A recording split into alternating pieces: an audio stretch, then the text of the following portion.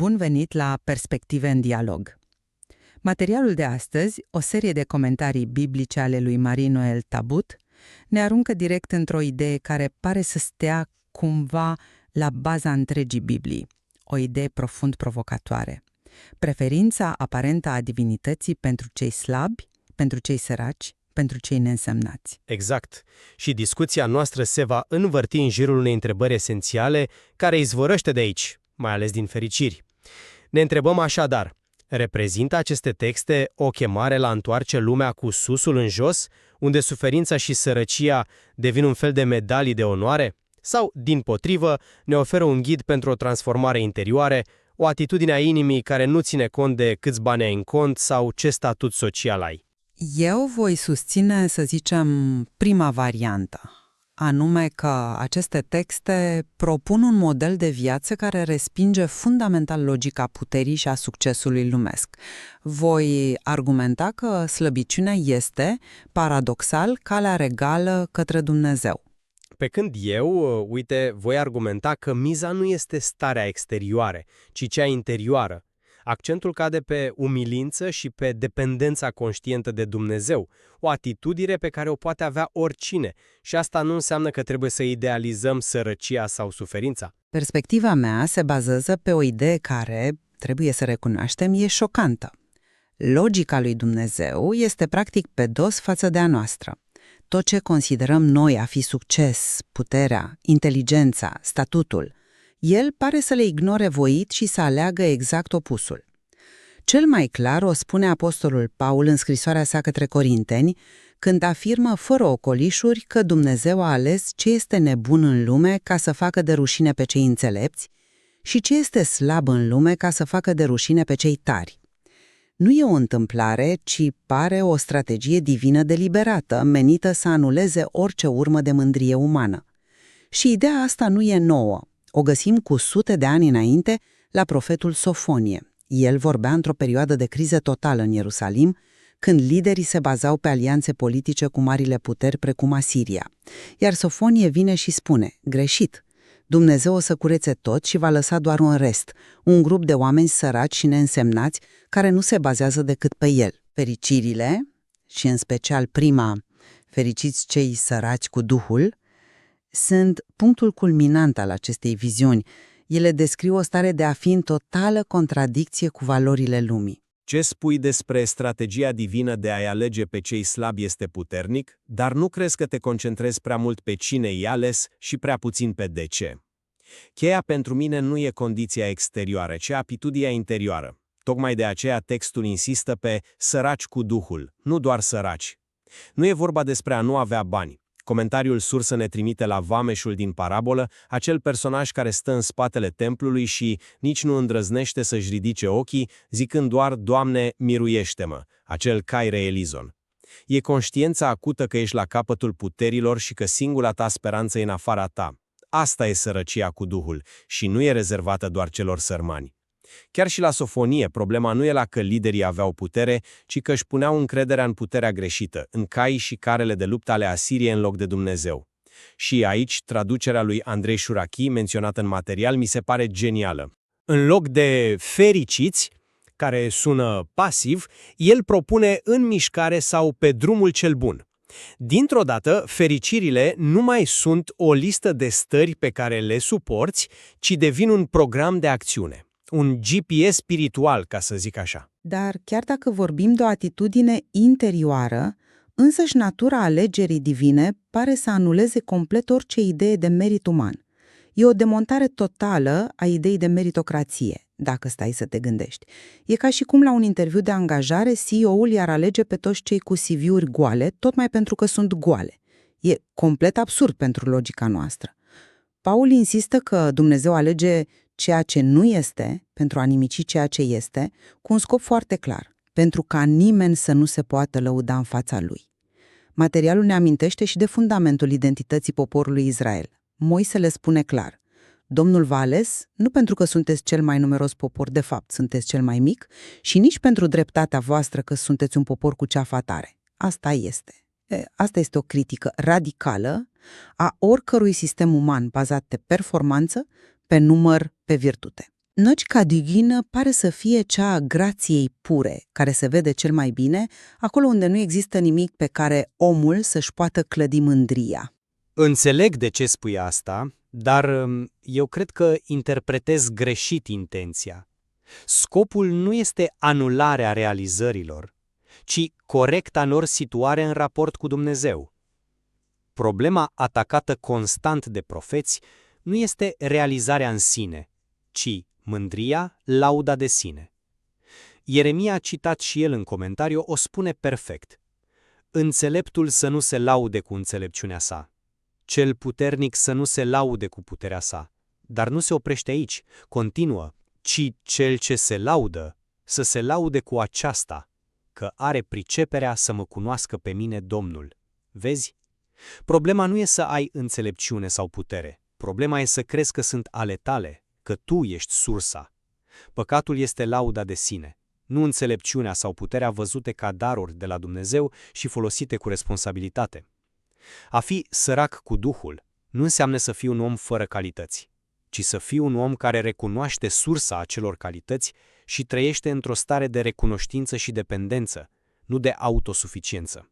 Stai puțin, dacă ar fi doar despre a recunoaște sursa darurilor, de ce această insistență pe alegerea celor care, în mod evident, nu au aceste daruri? De ce se alege ce este nebun, slab, de neam de jos și disprețuit? Nu se spune am ales înțelepți care sunt umili sau am ales puternici care sunt recunoscători. Se alege exact opusul. Asta indică faptul că nu e vorba doar de o corectare a atitudinii celor înzestrați, ci de o preferință activă pentru cei lipsiți de aceste înzestrări lumești. Pare că însăși absența puterii sau a înțelepciunii umane creează un spațiu gol pe care doar Dumnezeu îl poate umple. Poate, dar eu cred că folosești exemplele extreme pentru a defini regula. Aceste alegeri șocante sunt menite să ne trezească, să ne arate că standardele noastre de evaluare sunt irelevante pentru Dumnezeu. Dar asta nu înseamnă că Dumnezeu respinge orice formă de competență sau realizare. Înseamnă doar că acestea nu sunt criteriile de admitere în împărăția sa. Criteriul este deschiderea inimii, iar această deschidere este adesea mai ușor de găsit la cei care nu au alte lucruri pe care să se bazeze. Dar nu este imposibilă nici pentru cei bogați sau puternici, deși, așa cum spune o altă vorbă celebră, le este mult mai greu. Accentul rămâne pe dispoziția spirituală, nu pe circumstanța materială. Ok, înțeleg argumentul tău despre mândrie versus realizare, dar hai să testăm teoria asta pe un caz și mai dificil, care mie mi se pare că înclină balanța în favoarea mea. Fericiți cei ce plâng, căci ei vor fi mângâiați. Aici nu mai vorbim de sărăcie materială sau spirituală, ci de suferință pură. Textul pare să valideze suferința ca o condiție prealabilă pentru binecuvântare. Nu spune fericiți cei ce își depășesc suferința, ci fericiți cei ce plâng, la timpul prezent. Paradoxul e total. Starea de durere de acum devine poarta către mângâierea viitoare. Asta nu e o răsturnare completă a tot ce credem noi despre fericire? Nu e o confirmare că în vulnerabilitatea plânsului se deschide o ușă specială către Dumnezeu? E un punct foarte bun și, recunosc, este cea mai contraintuitivă dintre fericiri, dar tocmai de aceea trebuie să fim atenți la cum o interpretăm. Comentariul pe care îl analizăm ne avertizează explicit să nu citim asta ca și cum ar fi o șansă să plângi. Autoarea ne amintește că Isus și-a petrecut viața alinând suferința, vindecând bolnavii, înviind morții, nu glorificând durerea. Așa că trebuie să fie altceva la mijloc. Și materialul ne oferă două piste de interpretare care transformă acest plâns dintr-o stare pasivă, suferită, într-un act spiritual profund. Prima se referă la lacrimile căinței, cale lui Petru după ce s-a lepădat de Isus. E un plâns activ, care doare, dar care curăță și deschide calea spre iertare.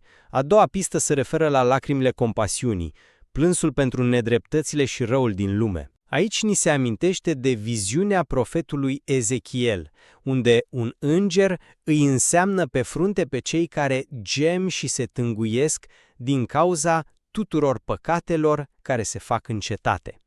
În ambele cazuri, fericirea nu vine din suferința goală, ci dintr-un răspuns activ și conștient al inimii la realitatea răului, fie cel propriu, fie cel al lumii. Accept interpretările legate de căință și compasiune.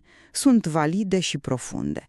Dar nu crezi că, reducând totul la un act spiritual activ, pierdem ceva din radicalitatea textului? Mesajul pare să fie și pentru cel care plânge, pur și simplu pentru că viața e grea, pentru cel care suferă pasiv, fără să poată articula o compasiune pentru lume sau o căință teologică. E și pentru văduva care și-a pierdut soțul, pentru omul care și-a pierdut slujba, pentru cel bolnav. Fericirea nu este promisă doar celor care își transformă plânsul în ceva productiv spiritual, este promisă celor ce plâng. Punct. Asta sugerează că Dumnezeu are o afinitate pentru starea de suferință în sine, pentru că acolo omul este dezbrăcat de toate iluziile de control. Nu aș merge atât de departe. Cred că promisiunea mângâierii este universală, dar fericirea menționată aici este legată de o anumită conștientizare. Plânsul devine o fericire în momentul în care te deschide către o realitate mai profundă, când te face să strigi după ajutor la Dumnezeu. Altfel, rămâne doar durere tragică fără sens. Transformarea durerii în fericire se petrece prin această reorientare a inimii. Deci chiar și în cazul suferinței pasive, momentul binecuvântat este cel în care acea suferință te face să ridici ochii și să recunoști că ai nevoie de mângâiere de la altcineva, de sus. Atunci plânsul devine o formă de sărăcie cu Duhul. Chiar și așa, dimensiunea socială a acestei preferințe pentru cei slabi mi se pare de necontestat și nu cred că o putem dizolva complet într-o dispoziție interioară individuală. Să luăm Psalmul 145, citat și el în materialul nostru. Lista beneficiarilor acțiunii divine este extrem de concretă. Asupriții, flămânzii, cei înlănțuiți, orbii, cei împovărați, străinii, orfanii și văduvele. Aici nu vorbim de stări spirituale, ci de categorii sociale vulnerabile. E un manifest al justiției sociale, unde Dumnezeu ia partea celor marginalizați de sistem. Mai mult, comentariul subliniază că legea Vechiului Testament a fost dată tocmai pentru a crea o societate liberă care protejează activ aceste grupuri. Preferința divină nu e doar o chestiune de sentiment, ci are consecințe structurale, politice. Sunt absolut de acord că justiția socială este o consecință directă și obligatorie a acestei viziuni. Aici nu avem niciun dezacord. Întrebarea este care e rădăcina și care e fructul. Eu susțin că rădăcina este întotdeauna spirituală. Comentariul face o observație esențială. Profeții criticau mereu în același timp două lucruri, idolatria și nedreptatea socială. Și nu e o coincidență. Cele două sunt fețele aceleași monede. Reluând exemplul lui Sofonie, alianța cu Asiria a fost în primul rând un eșec spiritual, o trădare a legământului cu Dumnezeu, o lipsă de încredere în el. Consecințele au fost apoi sociale și politice, adoptarea modei, a legilor și, cel mai grav, a zeilor străini, ceea ce a dus la corupție și la asuprirea celor săraci. Injustiția socială este simptomul unei inimi care nu mai este centrată pe Dumnezeu, ci pe idoli. Fie că idolii sunt alți zei, fie că sunt puterea, bogăția sau propriul ego. Acțiunile de justiție izvorăsc dintr-o inimă curată. O inimă pură și un spirit sărac sunt premisele unei societăți drepte, nu invers. În lumina discuției rămân convinsă că aceste texte ne prezintă o provocare radicală la adresa ierarhiilor noastre lumești. Alegerea constantă a celor slabi, mici și disprețuiți nu este doar o metaforă pentru umilința interioară. Cred că indică o realitate mai profundă. Adevărata putere în această viziune se găsește într-o dependență totală de Dumnezeu, o cale care, de cele mai multe ori, implică o renunțare conștientă și activă la ceea ce lumea noastră consideră a fi putere, statut și succes. Iar eu rămân la convingerea că mesajul central este o chemare radicală la umilință, dar nu ca o idealizare a slăbiciunii sau a suferinței ca scop în sine. Este o reorientare a întregii ființe. Sărăcia cu Duhul este cheia de contact spirituală care pornește motorul împărăției, indiferent de condiția ta exterioară. Această cheie este abandonarea încrederii în forțele proprii, în propria inteligență, putere sau virtute, în favoarea unei încrederi exclusive și totale în Dumnezeu. Un lucru e cert însă. Ambele perspective ne obligă să ne reevaluăm fundamental sistemele de valori, atât la nivel personal cât și social, și să ne întrebăm, sincer, unde ne plasăm cu adevărat încrederea. Într-adevăr, Și tocmai complexitatea acestor scrieri, care permit o discuție ca a noastră, ne arată valoarea examinării lor din unghiuri multiple. Materialul analizat astăzi oferă fără îndoială mult mai multe piste de reflexie.